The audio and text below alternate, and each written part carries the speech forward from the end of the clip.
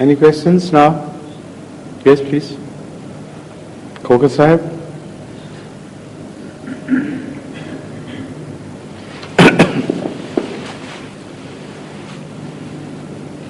Hazur, this is the month of Muharram. It has just started a few days back, and it has been the most tragic first few days in Islamic history. And I don't know how far you would like to have sectarian questions, you see, discussion. Sectarian things, you see. I have been discouraging such questions, Yes, sir. which speak on differences between Sunnis and Shias, Yes, sir. because already quite some bad blood has flown in each direction, and the situation in Pakistan and many other Arab countries is very sensitive. Sometimes it becomes volatile. So we better abstain from speaking on these questions. Yes. That's why I was very hesitant to ask this question, because I saw nobody coming up, you see. I thought perhaps I could ask it, you see. Thank you. Thank you.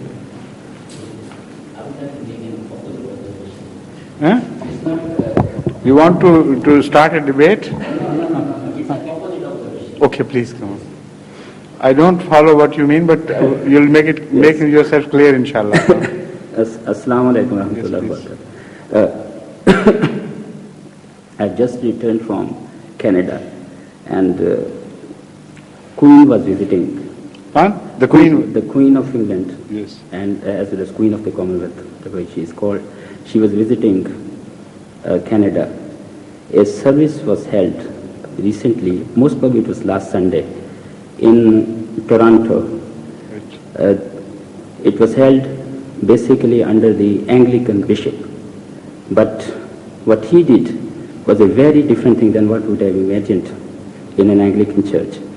There were people who came belonging to different religions, not only just different Christian churches, but also they were representatives of Muslims. They were representatives of, I could see a Sikh also there. Most probably there were others also. And this service which was held, in this one, I had made two observations. This is from the television which I was watching. Right. One, that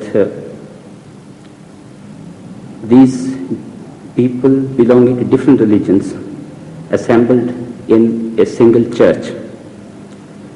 The same way as we feel that mosque belongs to Allah, and whosoever would like to worship Allah should have permission to worship in a mosque. The second thing is, nowhere, even when the Christians were presenting some verses from the New Testament, and a rabbi mentioned a few verses from Torah, nowhere the divinity of Jesus Christ was mentioned. This is some sort of a situation where they are trying to, I'm looking at it from my own point of view. This was an attempt to find a common ground between various religions. Interestingly, the Anglican part of it was presented by Prince Philip. So I thought I should mention it, and of course we should try to get more information from our missionary in charge in Toronto, Mr. Shamis, and I would like Hazur to comment on it, if he so wishes. No, it doesn't need any comment. It's quite self-explanatory. It's opposite observation. Exactly, that's right. Yes. Thank you. Any other, Dr. Majid Sahib, would you like to ask something? Yes. Yes, sir. If I may, I understand that Surah Fatiha is the essential part of namaz and rak'ah. And we also are told that we should follow whatever our Imam or Imam Salat is doing at that time. If a person joins the prayer when Imam Salat has already recited Surah Fatiha and he is reciting a portion of Quran, should we recite? No, I understand your question. The point is that whatever Imam has done has been understood as the doing of his followers as well. This is the general state of affairs. Otherwise, why don't you proceed a little further and join in the ruku instead of while he's reciting some other verses? What would be the position then? Would you try to say rapidly recite Surah Fatiha in ruku and also a few verses? Won't you? You can't, even if you tried. So obviously that rakat is completed. When you join the Imam while he is in ruku, there is no doubt about that rakat having been completed on your behalf as well. So everything the Imam does is automatically understood to have been performed by the muqtadis as well. While they are there, they have to follow. Otherwise, even if they think otherwise or do otherwise, their individual actions are nullified under the superimposed action of the Imam.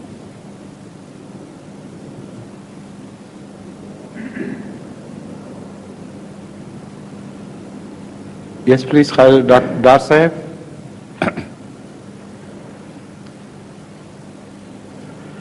Hazur, has there ever been a research been made to trace the ancestors of Hazrat Masih Maud alayhi salatu wasalam in Persia?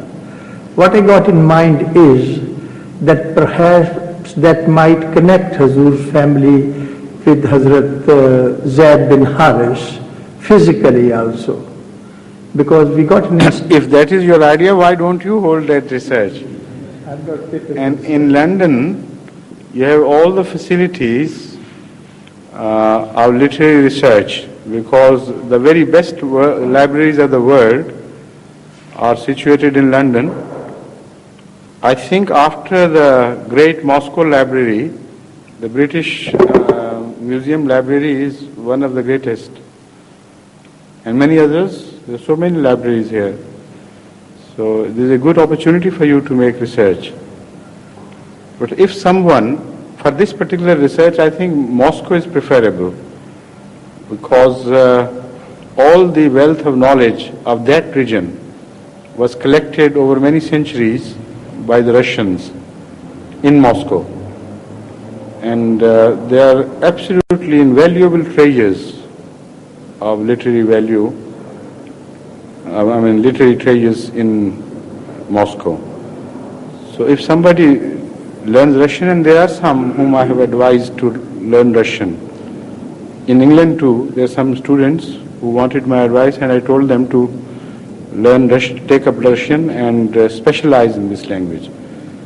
So what I mean to do is that when we have some good scholars ready, we should find some ways and means for them to go to study in Moscow, and while there they can hold many research works. They can pursue some research pursuits in which we are directly interested. This is one of those. I think this is a good idea.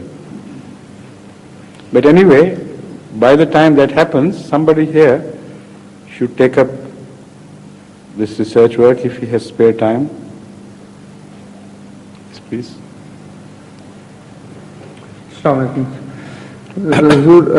In Quran Kareem it is said Maliki Yawmiddin, the master of the day of judgment, absolute master of the day of judgment, when nobody will share. Exactly, yes.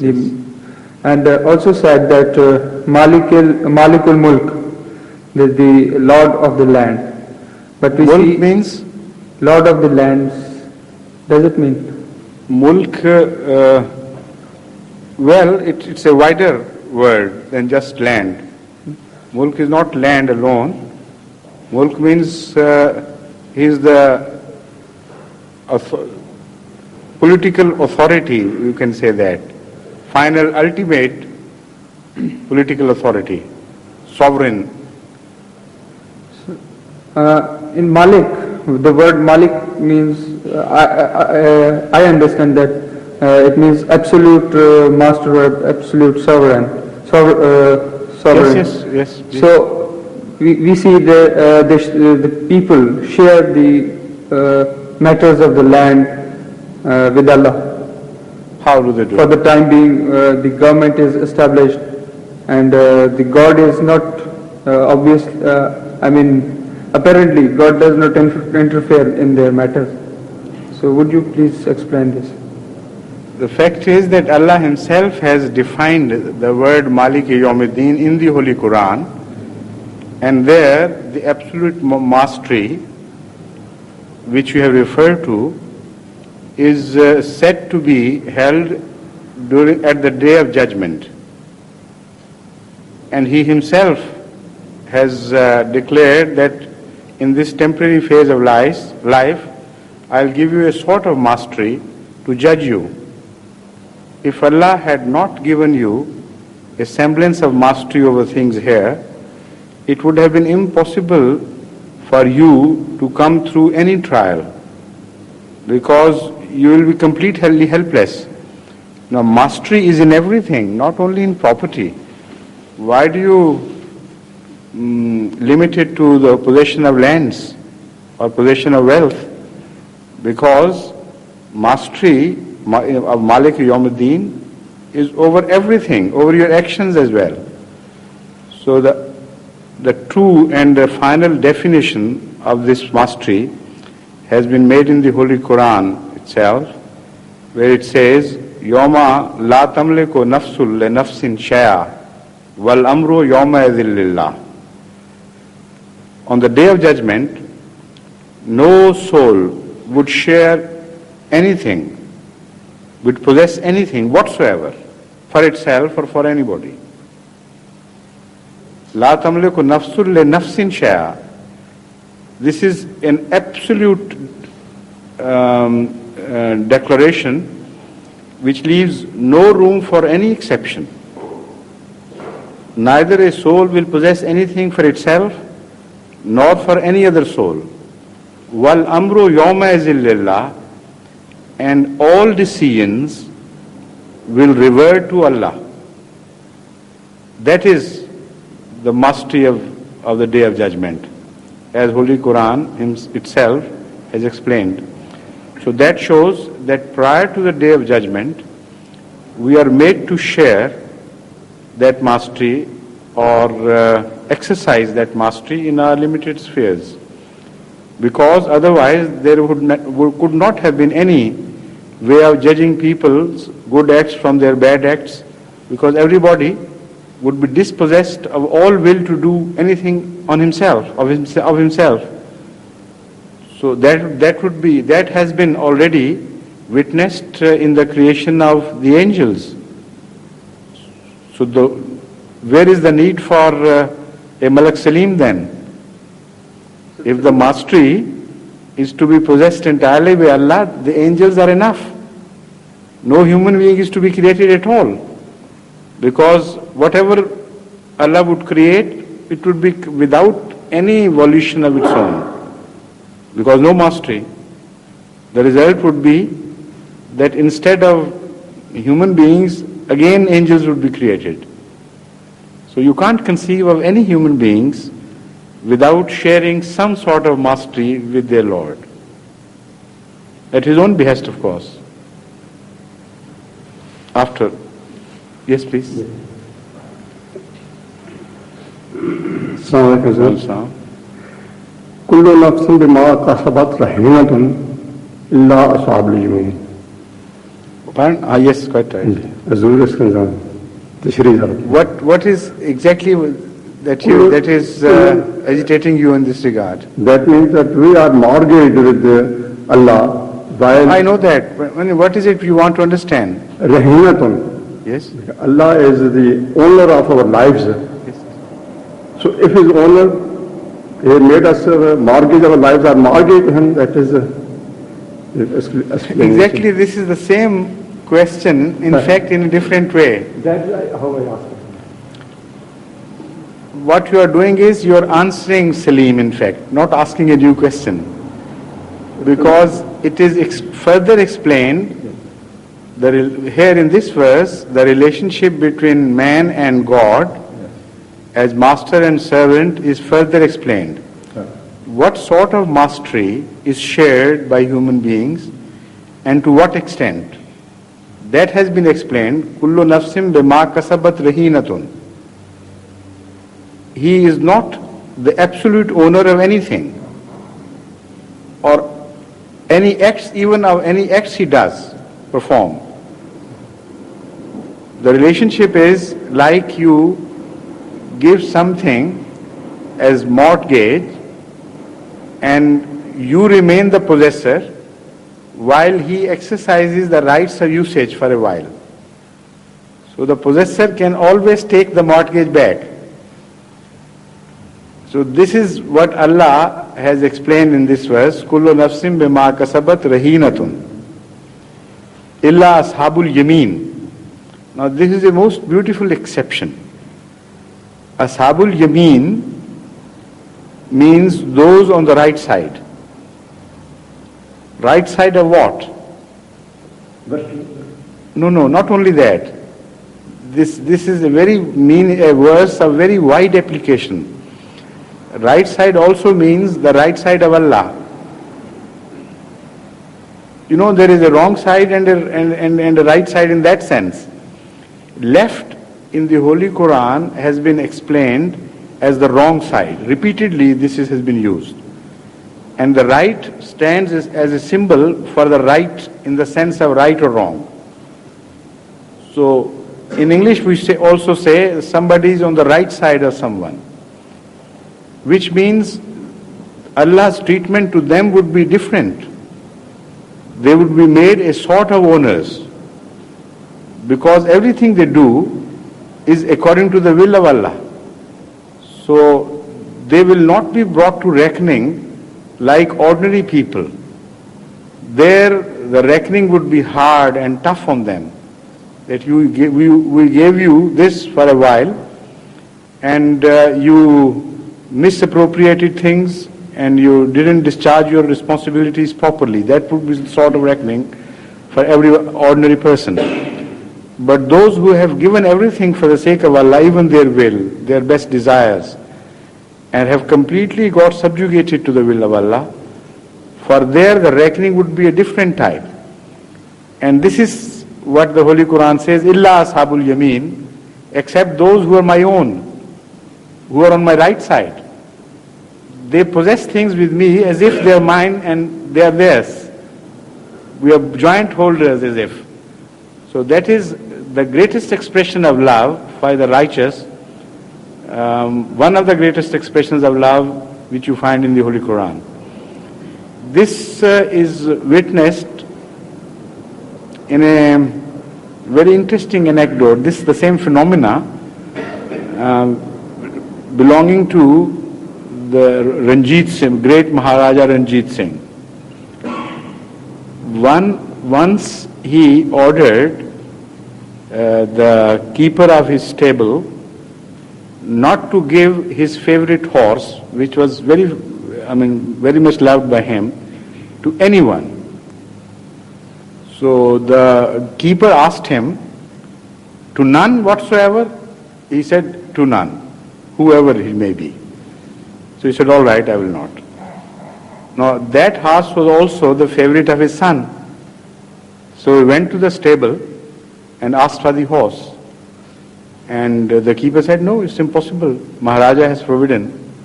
So he beat him up and took the horse by force and rode it and returned it to the stable. Now Maharaja Ranjit Singh was one of the greatest Sikh Maharajas. He was a man of principle, though illiterate, but a man of great learning and wisdom. And he was highly respected in the European states of those days. He had made his impression there too. The French, Napoleon also sent his emissaries to Maharaja. That is the, station of Maharaja Ranjit Singh. So because he was a man of principle, he ordered that his own son to be beheaded. Now the mother of the son went crying to Fakir Aziz Sahib, who was the Prime Minister of Maharaja and a very great learned Muslim scholar, who was also a favorite of Maharaja. Of all the people of the court, he was the most favorite one. So the wife said, he has ordered the beheading of the son. Do something. So he said, all right, I'll handle him, okay. So he went to Maharaja and started sympathizing with him. He said, I understand that something is very terrible has happened.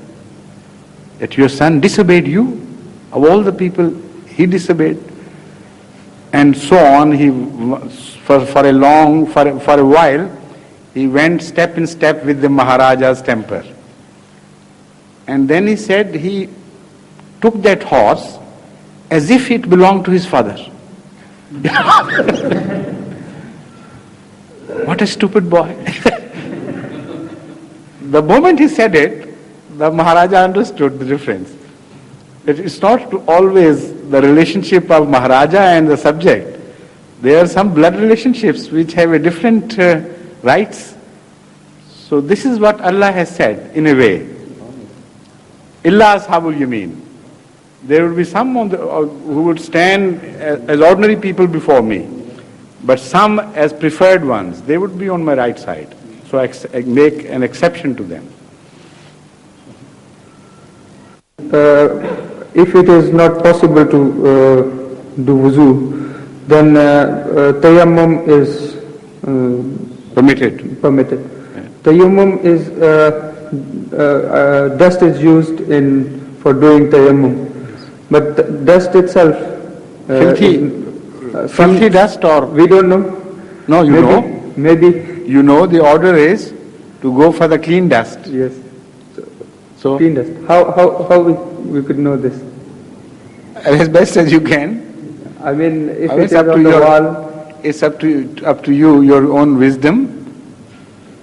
And the standards vary, it's impossible for defining a clean dust, because the standards of cleanliness vary from place to place, and the standard of the cleanliness of dust also varies from place to place. And if no dust, there are places where no dust is available at all, and there you are permitted to tap your hands against any dry thing. So that is just a symbol. What is the a symbolic thing. You don't rub your face with dust. That I assure you. You just tap your hands gently and then, make them clean. Just shed the dust particles and then make a movement of a symbolic movement just to represent wuzu. Once Hazrat Muhammad Mustafa sallallahu alaihi wasallam was told of some companions on whom the taking of bath had become imperative. Like wuzu, in Islamic injunctions, there are some situations where you have to take bath. So the taking of bath became imperative upon them. And they started rolling in the dust because there was no water available, like the horses do. So once when this was related to Hazur Sallallahu Alaihi Wasallam, he smiled, he said, no, this was not meant at all by Allah. They should have performed the tayammum just like ordinary tayammum. That is just symbolic. So I hope if you had been there, you might have done the same thing. Sir, I want to know the philosophy of this, why it is said this. I have told you, it's symbolic. Not to forget that wuzu is important for you. It's just a reminder. Yes, please. Assalamu alaikum. This is not a sort of a question, it's just a clarification which I want to make, because it's a twofold clarification. When I arrived here, I stayed with non-Ahmadi friends. So we started to buy some chickens and this meat for our cooking. Quite. Because we were sharing the kitchen. So he said that why did you buy it from that Christian, you see, that it's not halal and this and that, the question. So I was telling him, you see, that look, the Ahle Kitab Zabiya is all right if halal meat is not available at the time. Anyhow, it is all right. The point arose at that time was, according to our new, the Pakistan's new ordinance, according to them that we are non-Muslims, which we don't accept. But now for us, their Zabiya is also Ahle Kitab Zabiya, or again, you see, their Zabiya is a Muslim Zabiya now. Now that is a very important As far thing. as we are concerned, Yes, we are not that narrow-minded at all. yes, sir. The fact is that anything on which Allah's name has been taken and which has been slaughtered for the purpose of human usage in the manner or near manner of the Muslim way of slaughter, that is all halal for us. But it is the non-Ahmadis who have started doing this. In fact, some Ahmadis have been imprisoned in Pakistan for going for the Zabiha of Eidul Adha. And cases have been registered in Pakistan against Ahmadis for slaughtering goats on the day of Eidul Adha as if they were Muslims. So all this madness belongs to them, not to us. No, sir, I know it. That's right. But I say according to the regulation now, we are not narrow-minded. We are considering them Ahle Kitab now. We say that all right. More than they Ahle accept Kitab. them- No, themselves we don't consider them Ahle Kitab at all. We consider them Muslims, but non-Ahmadi Muslims. This is our position vis-a-vis the non-Ahmadis. The fact is, the most misunderstood word is kafir, which has been employed extensively by the Muslim clergy of old as well as of new. But the previous scholars knew the meaning of the word kafir in Islamic terminology. The later scholars became narrow-minded and bigoted, and they completely lost touch with the essence of the word kafir as it was used by the earlier Muslim scholars. There has been a regular discussion in jurisprudence about kufr duna kufr and iman duna iman. That there are kufr, that is denials or rejections, which remain within the folds of Islam. And they are just steps within Islam, not outside Islam. This is why Hazur sallallahu alaihi wasallam is known to have declared many Muslims as having committed kufr while they did this, while they did that, while they did that, and still he called them Muslims. This is why in the Holy Quran it has been told to Hazur sallallahu alaihi wasallam very specifically that those of the Bedouins who call themselves Mu'mineen, you tell them you are not Mu'mins. That is, you are Kafirs. The opposite of Mu'min is Kafir. Yet permit them to be called Muslims, to declare themselves Muslims. So there is a very fine distinction between the word Muslim as loosely and largely applied and the word Kafir within the fold of Islam. It is not the same kafir as those who live outside the pale of Islam and who deny Hazrat Muhammad Mustafa sallallahu alaihi wasallam. Those kafirs are called non-Muslims. But who believe in Hazur Akram sallallahu alaihi wasallam and the Holy Quran, they cannot be declared as non-Muslims by any Muslim. If anybody does that, according to the saying the verdict of Hazur Akram sallallahu alaihi wasallam, he would immediately become a non-Muslim himself. So nowhere in Ahmadi literature you will find any reference to non-Ahmadi Muslims as non-Muslims. There is a very clear demarcation we have been making throughout. Non-Muslims are called non-Muslims. That is, those who profess any other faith than Islam, and those who declare Hazrat Muhammad Mustafa sallallahu alaihi wasallam erroneously and unfortunately to be an impostor. They don't believe in him. All Christians, all Sikhs, all Hindus, everyone who sticks to a certain faith and does not believe in Hazur Akram sallallahu alaihi wasallam. Only such people are called non-Muslims by Ahmadis.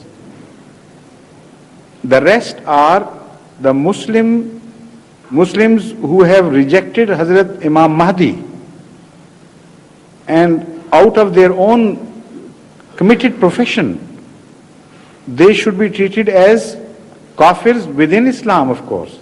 They believe in Hazur sallallahu alaihi wasallam, but do not believe in the promised Messiah and in the Mahdi. So their kufr is not imposed upon them by us.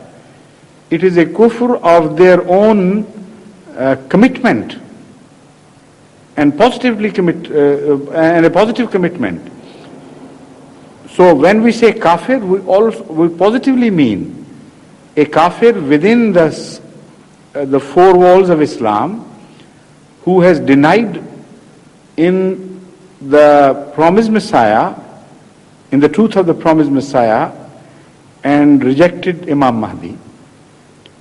Now, in this regard, there is absolutely no difference between us and them, in the sense that they also hold the same belief. All the non-Ahmadi scholars positively believe that whenever Imam Mahdi comes, whoever would reject him would immediately become kafir. So they have left us absolutely no choice, whether they like it or not like it. The choice for Ahmadis now is just this: either to declare that we do not believe in Hazrat Masih Maud alayhi salatu wasalam, or to declare because we believe in him to be the true promised Messiah, true Mahdi, so we must automatically believe that you are his kafirs, and in that sense, ultimately, the kafir of Islam, because in that, not directly, indirectly, you will still remain Muslim because Hazrat, you believe in the book. You will still remain Muslim as you believe in Hazrat Muhammad Mustafa sallallahu alaihi wasallam. But you are differentiating between those who are sent by Allah. It's a very big crime. And this leads to kufr within the four walls of Islam. So they remain Muslims. They are not to be subjected to the category of Ahle Kitab, which is a different category. All the Ahle Kitabs referred to by the Holy Quran are non-Muslim Ahle Kitab. And these are Muslim Ahle Kitab. So don't call them Ahle Kitab. This is insulting to them, and it's against their belief.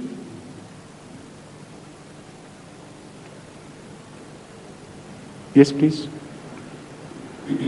So, why this division is Ahle Kitab and non-Ahle Kitab? What affects it in our daily life? Sometimes we don't know. Yes. The difference is that there are pagans, for instance, those who do not believe in the authority of Allah ever having been revealed to them in the form of a book. And they follow their own personal likings and dislikings. The decision lies with them or with their forefathers. And they attribute those decisions not to God, but to either imaginary idols or to their living forefathers who lived in history sometimes before them. So in either case, they do not draw the authority for modeling their life from any book revealed by Allah. On the other hand, there are Ahl Kitab whose history can be traced back to some revealed book. So a differentiation is to be made between these two. Despite the fact that Ahl Kitab themselves, by the passage of time, have got corrupted in their philosophy of life, in their actions, in everything. Yet the Holy Quran makes a distinction. It says originally they have been right, so they should not be treated as totally false. And they should be preferred over those who do not belong to any book revealed by Allah. In what way? The Holy Quran makes itself very clear. In your relationships, in your eating together, in your social contacts, in so many ways. They are preferred to the pagans.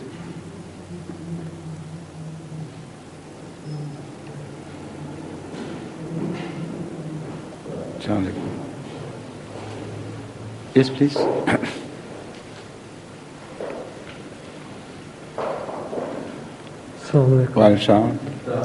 A few days ago I saw on the news that doctors in the future will be able to predict whether a child who's going to be born is going to be severely deformed or not. In that case, could the parents get an abortion, or is that not allowed under Islam? Not for this selection. For medical reasons, abortion is permitted, but not to make choices. This I personally don't like it, but this matter has to be further investigated. As far as the Holy Quran goes, it is clear on one thing, that abortion is not permitted if you are afraid of paucity of food or means of livelihood. لا تقتلوا أولادكم من خشية إملاق. Do not kill your offspring, your children, for the fear of lack of food or shortage of food. That is positively declared haram, forbidden. And there are other reasons for which birth control is applied. They are permissible.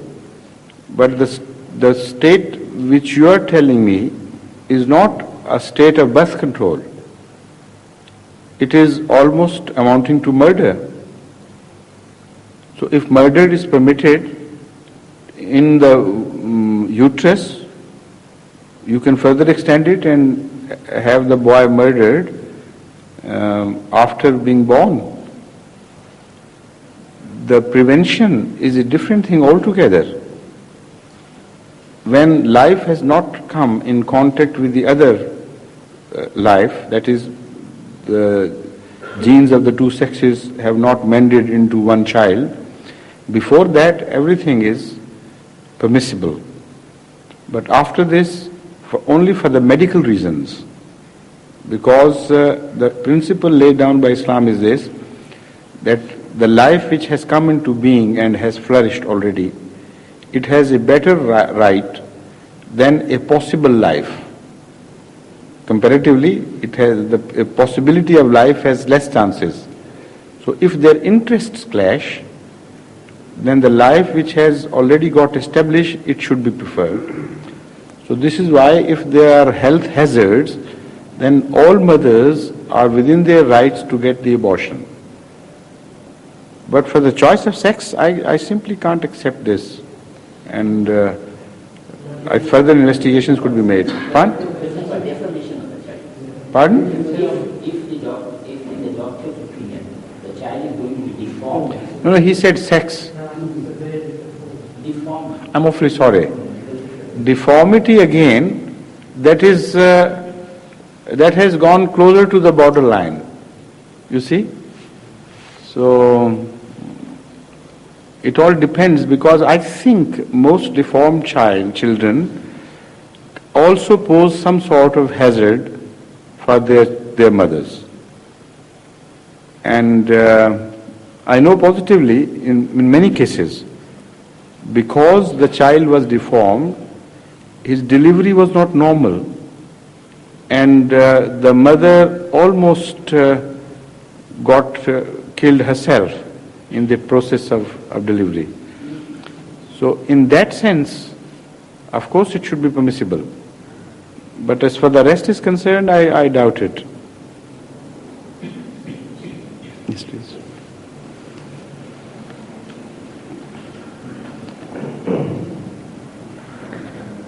Assalamu alaikum. Those people who do not have the children, nowadays medical research, they have started this implanting genes in an artificial way. That's right. I have already spoken on this. The fact is that if a mother's and a father's sperm is to be planted in the mother's uterus, either directly or indirectly, there is no reason why it should be prohibited. Because the purity of the generation, that generation is preserved. And that is the principle, one of the principles for the segregation of sexes and all the laws prohibiting free mixing. Purity of blood must be maintained. So that they are within their right.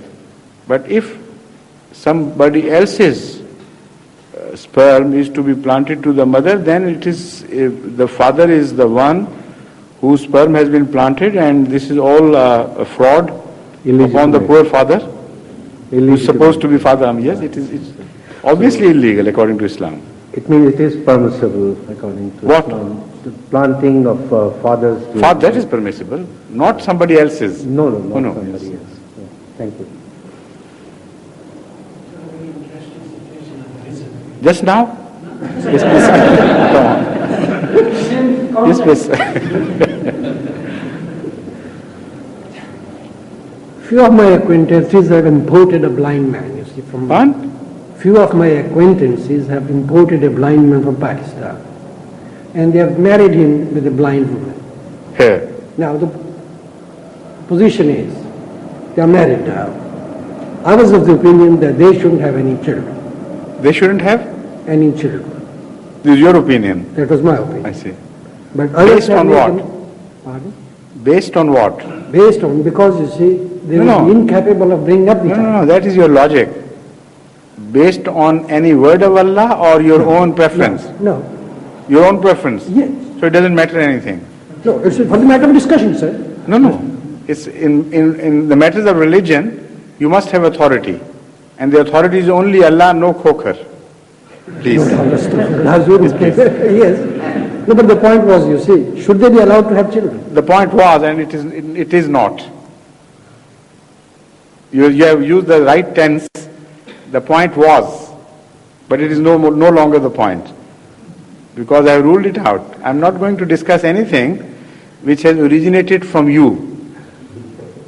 If it pertains to any criticism, just a minute, if it pertains to any criticism of religion, directly or indirectly, then I am responsible for answering such questions. But I am not responsible for answering any questions regarding Akbar's Deen-e-Ilahi, because it has no source. There were two parties at that time, you see. One party said yes. You are the third party, please sit down.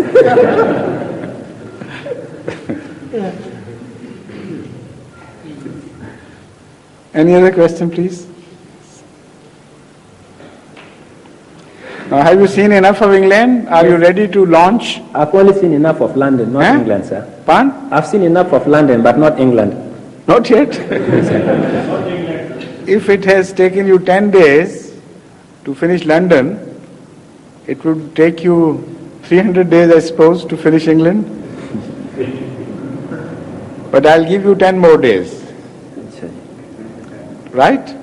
Then you should go to your duty, please. Achha ji. Will that be enough, or more, you want 5 more days? I think that should be enough, sir. All right, I extend it to a fortnight. Right? Yes, sir. Yes, please.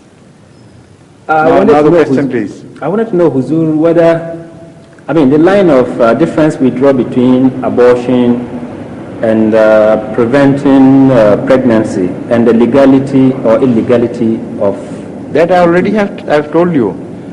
Prevention is called azl in Arabic, and according to many traditions, Sahaba exercised azl. That is prevention.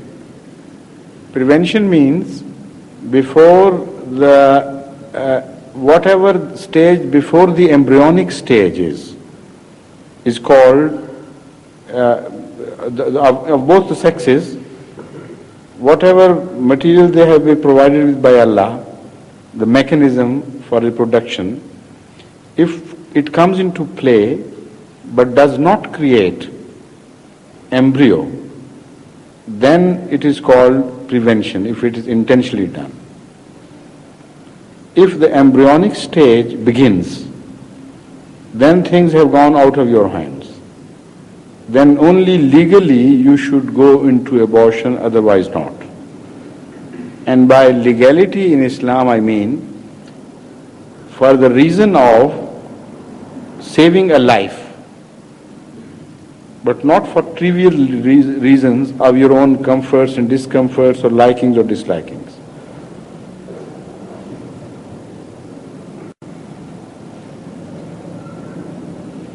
Any other question, please?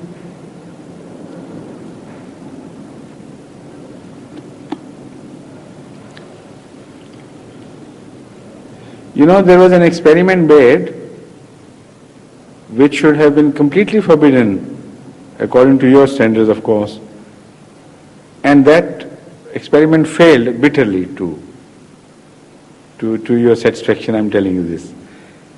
A blind man was married to a deaf woman. You see? So the result was absolutely devastating for both. You can conceive that situation where a blind man is married to a deaf woman. Blind men can be made to understand things through language of signs. And the deaf woman could not speak, so she made the language of signs which was meaningless to the blind person. And the blind man could not make any language of signs, he could only speak. And the deaf and dumb woman could not understand. So the marriage was unhappily brought to an end, happily for them, within a matter of few days. It was impossible for them to live together. But I have seen marriages between the two blind parties and two deaf parties, and they have been successful. Because both could speak, both could understand their sentiments and their values and things, and in some ways they can be very successful. But for some reasons of convenience, mutual convenience, in the sense that both cannot see, so for them to cook and things, it's difficult. But on the other hand, we have also seen blind women who have been so independent, completely independent, that they could cook their own food and the food for others as well. There used to be one blind lady in Qadian who was such an expert, Bhabi Zainab we used to call her, in cooking and in all these things. She was very clever, that it was a treat to eat things cooked by her. So you are underestimating the blind people and their capabilities. Once I remember in Rabwa during 1951 or after in the early days of Rabwa settlement, there was a very strange and a very unique dust storm of which we had never seen before the like of it. Suddenly overtook us while we were saying Asr prayer. And it was so fast and so thick that it became complete dark. Such pitch darkness I have never seen. You really could not see your own hand at this distance. everything was completely dark suddenly. And it was so awe-inspiring that everybody was really scared to death. Some people even thought that Qiyamah has come or is about to reach. So in that state, after the prayer, when everybody was wondering what has happened, we heard a very calm, peaceful voice, that of Hazrat Hafiz Muhammad Ramzan Sahib. And he said, gentlemen, I know your state, in which your state of helplessness, but I can help. If anybody wants to be led to his house, I'll lead him. Now, a full train, a procession of people followed Hafiz Sahib. And he was told who was following him. So he took them to each one's house, knocked at the door and declared, Mr. So-and-so, enter your house. Mr. So-and-so, enter your house.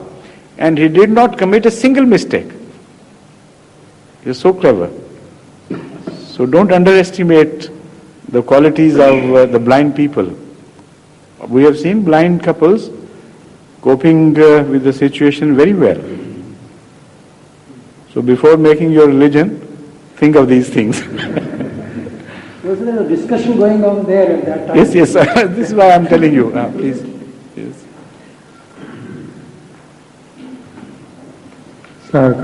Only to supplement what Huzur has said just now, I'd cite the example of Maulana Abul Hashim.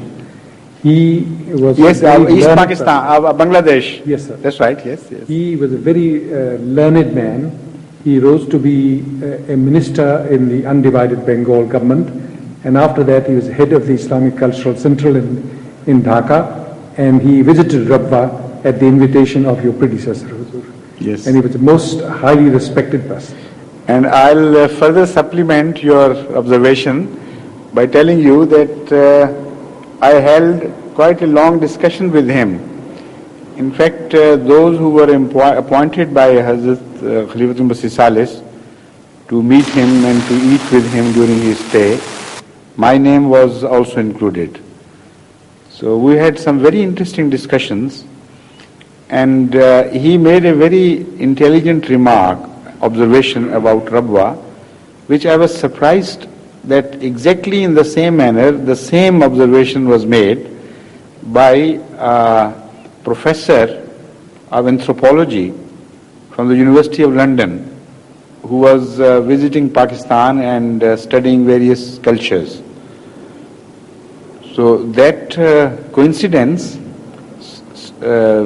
struck me very much, because it at least showed that both were of highly intelligent quality, of the same, almost the same station. When at the end of his stay, I casually asked him about his impression of Rabwa, he said, my impression is this, that it is not Pakistan. It is not this continent. It is an island. And when he went back, he wrote a very fine letter of appreciation. And whenever Ahmadis met him later on, he was so deeply impressed by the cultural values. While he was a blind man, yet he could see things, see through people. He was a very intelligent person, I agree with you. After his return from Rabwa, in spite of opposition by all the Ahmadi ulama, he agreed to chair one of our meetings. See. And he threatened to resign from all the offices of the Pharaoh. If there is. He was prevented from presiding over our. Wonderful. Yes, I know. A very courageous man and illuminated inside by Allah. How is he? Is he still alive? I hope it is. He certainly was there when I left Bangladesh about 12 years ago. Any other question or azan? It's your choice. One question can be asked. Yes, please, Salim. You are officiating Chaudhry Muhammad Abdul Rashid very well. Yes, please. during prayers, we should concentrate on our prayers. Of course. But concentration can be created only if there is some figure or some, as I understood, that there must be something so as to concentrate. Concentrate. You concentrate upon. Don't you ever concentrate upon ideas? Ideas are visualized in mind. Thoughts, calculations. The calculations, yes. Eh? But the figures, I visualized figures. For example, numbers, how much. No, but thoughts and ideas and problems to be solved, all these things are points of concentration. So why must you have an idol before you to concentrate upon? So when I concentrate on thoughts and ideas, I visualize something in my mind that of course you visualize characters, like don't you? Sorry? Sometimes you visualize characters. Yes. This is why Surah Fatiha first portrays the character of God. Yes. For you to concentrate upon that character. The four fundamental attributes of God are given in the beginning just to help you concentrate on the personality of God, which becomes a fact rather than just a myth. Because no Rabbul Alameen can be a myth.